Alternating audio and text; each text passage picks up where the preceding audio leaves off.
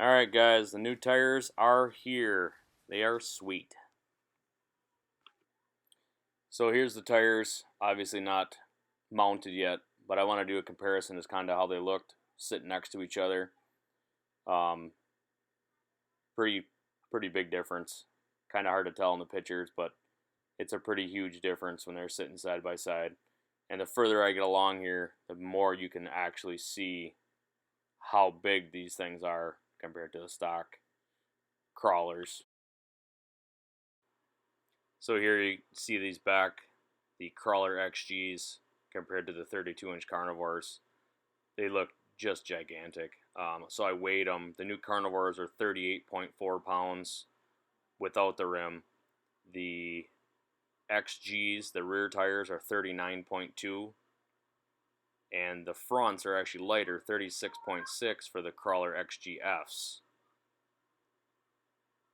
Which is kind of, is another picture, but this kind of, it threw me. I can't believe how much lighter the fronts are. So the scale's not super precision, it's just your run-of-the-mill bathroom scale, but 55.2 pounds is what the tires and rims ended up at. That's the new carnivores on the stock XP rims. So here's the difference with the new carnivores on the rims. The old XGs and XGFs sit next to them. Now you can kind of see how much bigger the new carnivores are. They look like they're a lot wider. They're obviously both 10 inches wide, but they look just way bigger. This thing sits up like crazy now. The one thing that I did forget to do is take a measurement as far as ground clearance before and after.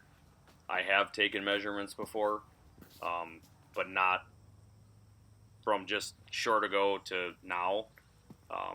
So it's still taller than it was, but I did it when I first bought the thing, so now 360 some miles later, the shocks and suspension have settled in a little bit, but it just looks like a beast. I mean, I love the way it looks. It definitely fills the wheel wells a little more.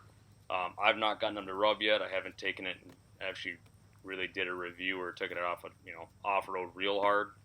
But I did all the same berms and stuff I did in my last videos. Went over all those, turned sharp both ways. Sway bar is still taken off, not even disconnected, but taken off. So what I want to kind of do is take it out, really run it through the paces hard, throw it a few jumps at it, see what it does there. But so far, I took it for a quick ride down the road, ran up to 65. The tires are way smoother than the XGs and the XGFs. They feel softer, I guess, just because of the size of them. The tread compound seems to be about the same just by taking your fingers and pulling on them. But like I said, there's no shake in the steering wheel. I don't know if any other XP guys have it, but I had a little shake in the steering wheel between like 30 and 40 miles an hour. Completely gone. Completely gone. So I'm pretty excited to get these things on the trail, see how it goes from there. As you can see, turn the wheel both ways. Lots of room inside the wheel wells.